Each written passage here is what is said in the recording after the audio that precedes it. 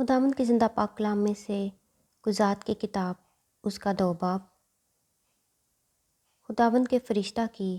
Became میں آمد۔ اور خداوند کا فرشتہ جلجال سے بکیم کو آیا اور کہنے لگا، میں تم کو مصر سے نکال کر اس ملک میں جس کی بابت میں نے تمہارے باپ دادا سے قسم کھائی تھی لے آیا۔ اور میں نے کہا کہ میں ہرگز تم سے عہد شکنی نہیں کروں گا، اور تم اس ملک کے باشندوں کے ساتھ عہد نہ باندھنا، بلکہ تم ان کے مذہبوں کو ڈھا دینا، پر تم نے میری بات نہیں مانی۔ تم نے کیوں ایسا کیا؟ اسی لیے میں نے بھی کہا کہ میں ان کو تمہارے آگے سے دفع نہ کروں گا، بلکہ وہ تمہارے پہلوؤں کے کانٹے اور ان کے دیوتا تمہارے لیے پھندا ہوں گے۔ جب خداوند کے فرشتہ نے سب بنی اسرائیل سے یہ باتیں کہیں تو وہ چلا چلا کر رونے لگے، اور انہوں نے اس جگہ کا نام بکیم رکھا، اور وہاں انہوں نے خداوند کے لیے قربانی چڑھائی۔ یشوع کی وفات۔ اور جس وقت یشوع نے جماعت کو رخصت کیا تھا، تب بنی اسرائیل میں سے ہر ایک اپنی میراث کو لوٹ گیا تھا، تاکہ اس ملک پر قبضہ کرے۔ اور وہ لوگ خداوند کی پرستش یشوع کے جیتے جی اور ان بزرگوں کے جیتے جی کرتے رہے جو یشوع کے بعد زندہ رہے، اور جنہوں نے خداوند کے سب بڑے کام جو اس نے اسرائیل کے لیے کیے دیکھے تھے۔ اور نون کا بیٹا یشوع خداوند کا بندہ 110 برس کا ہو کر رحلت کر گیا، اور انہوں نے اسی کی میراث کی حد پر تمنت ہرس میں افرائیم کے کوہستانی ملک میں جو کوہ جعیس کے شمال کی طرف ہے اس کو دفن کیا۔ اور وہ ساری پشت بھی اپنے باپ دادا سے جا ملی، اور ان کے بعد ایک اور پشت پیدا ہوئی جو نہ خداوند کو اور نہ اس کام کو جو اس نے اسرائیل کے لیے کیا جانتی تھی۔ اسرائیلی خداوند کی پرستش کرنا ترک کرتے ہیں، اور بنی اسرائیل نے خداوند کے آگے بدی کی اور بلیم کی پرستش کرنے لگے، اور انہوں نے خداوند اپنے باپ دادا کے خدا کو جو ان کو ملک مصر سے نکال لایا تھا چھوڑ دیا، اور دوسرے معبودوں کی جو ان کے چوگرد کی قوموں کے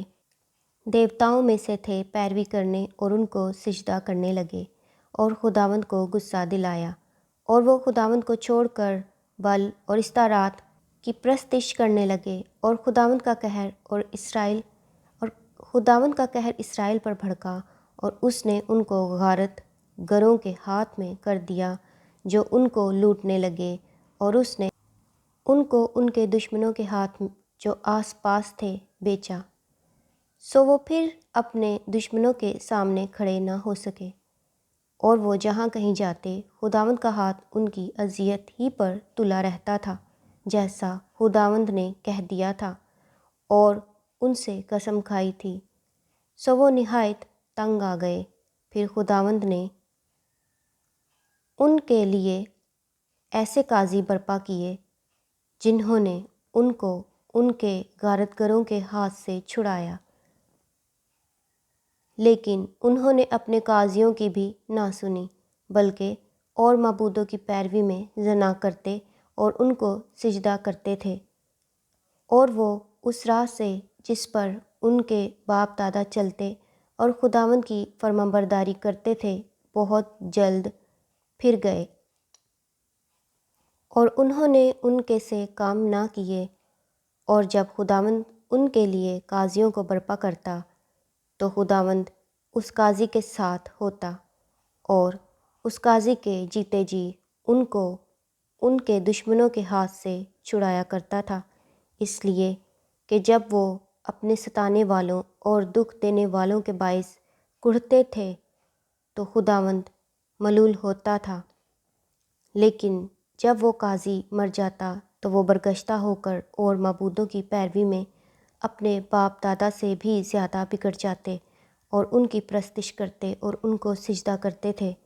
وہ نہ تو اپنے کاموں سے اور نہ اپنی خود سری کی روش سے باز آئے۔ سو خداوند کا غضب اسرائیل پر بھڑکا اور اس نے کہا، چونکہ ان لوگوں نے میرے اس عہد کو جس کا حکم میں نے ان کے باپ دادا کو دیا تھا توڑ ڈالا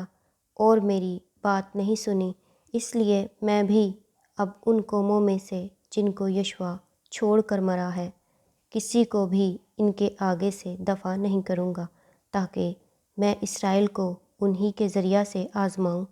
کہ وہ خداوند کی راہ پر چلنے کے لیے اپنے باپ دادا کی طرح قائم رہیں گے یا نہیں۔ سو خداوند نے ان قوموں کو رہنے دیا اور ان کو جلد نہ نکال دیا اور یشوع کے ہاتھ میں بھی ان کو حوالہ نہ کیا۔ خداوند کے زندہ پاک کلام کے پڑھے اور سنے جانے پر خداوند کی خاص برکت ہو۔ خدا کا شکر ہو، آمین۔